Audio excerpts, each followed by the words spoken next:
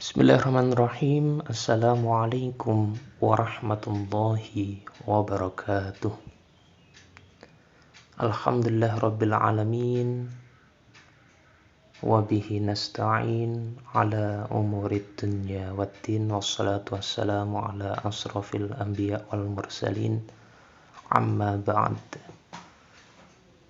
Teman-temanku sekalian, saudara-saudaraku sekalian, perkenalkan saya Atok Maulana. Di sini akan menyampaikan berbagi tentang materi perguruan Muhammadiyah. Khususnya materi ini itu disampaikan kepada anak-anakku, teman-temanku di SMA, SMK atau sekolah-sekolah Muhammadiyah di mata pelajaran pendidikan kemuhammadiyahan. Baik, langsung saja kita menuju ke materi perguruan Muhammadiyah. Kita bisa lihat di sini kompetensi dasar dan indikator minimal materi ini.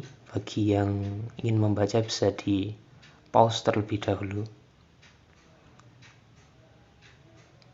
Dan kita lanjut mengenai pengertian pendidikan Muhammadiyah dan pendidikan kemuhammadiyahan atau PKM. Di sini ada perbedaan ya mengenai pendidikan Muhammadiyah dan pendidikan kemuhammadiyahan. Jadi kalau pendidikan Muhammadiyah itu adalah pendidikan Islam modern yang memadukan agama Islam dengan kehidupan dan antara iman dengan kemajuan secara terpadu. Sedangkan pendidikan kemuhammadiyahan adalah ilmu yang mempelajari segala sesuatu yang berhubungan dengan persyarikatan Muhammadiyah. Sederhananya, pendidikan Muhammadiyah adalah ijtihad pendidikan oleh Muhammadiyah, sedangkan pendidikan kemuhammadiyahan atau PKM adalah mata pelajaran ciri khas di setiap sekolah Muhammadiyah. Jadi pendidikan Muhammadiyah itu adalah pendidikan yang secara umum menjadi ijtihad dari Muhammadiyah itu sendiri. Kalau PKM itu adalah mata pelajaran di sekolah-sekolah Muhammadiyah. Sejarah sekolah atau madrasah Muhammadiyah. Jadi di samping kanan ini kita bisa lihat foto dari Ki Haji Ahmad Dahlan. Beliau adalah pendiri Muhammadiyah dan sekaligus menjadi tokoh yang paling berperan di sejarah pendidikan Muhammadiyah ini. Jadi latar belakang pendidikan Muhammadiyah berdiri itu adanya dualisme pendidikan yang terjadi pada awal abad ke-20. Awal abad ke-20 itu berarti tahun 1900-an. Di satu sisi, pendidikan Islam yang diwakili pesantren tradisional hanya mengajarkan ilmu agama Islam, sedangkan di sisi lain, sekolah-sekolah Belanda hanya mengajarkan ilmu umum. Jadi tidak ada kepaduan dari sekolah-sekolah itu dan dari pesantren-pesantren itu. Jadi menjadi pesantren tradisional itu hanya mengajarkan ilmu agama dan sekolah Belanda hanya ilmu umum. Tidak ada satu sekolah yang itu memadukan keduanya, ilmu agama dan ilmu umum. Akhirnya Ki Haji Ahmad Dahlan ini mencoba untuk memadukan dua itu, ilmu agama dan ilmu umum, menjadi satu pendidikan dari pendidikan Muhammadiyah ini. Faktor yang mendorong Kiai Haji Ahmad Dahlan mendirikan pendidikan Muhammadiyah. Yang pertama adalah perlawanan. Jadi pendidikan Muhammadiyah menjadi bentuk perlawanan terhadap kolonialisme Belanda. Yang kedua, media pembebasan. Pembebasan dari apa? Yaitu dari jerat kemiskinan, kebodohan, ketidakadilan, dan sistem kasta. Jadi kalau kita ketahui, awal dari kemiskinan dan kebodohan itu adalah dari tidak adanya pendidikan. Jadi seorang itu tidak bisa secara bebas itu berpikir, berkreasi, dan tidak ada kemajuan. Jadi mencoba dari pendidikan ini menjadi media pembebasan.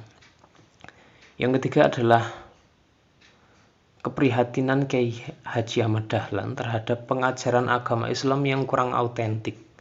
Jadi beliau melakukan reformasi agar ajaran Islam ini tidak tercampur baur dengan tradisi-tradisi dan tetap otentik pengajaran agama Islam itu sendiri.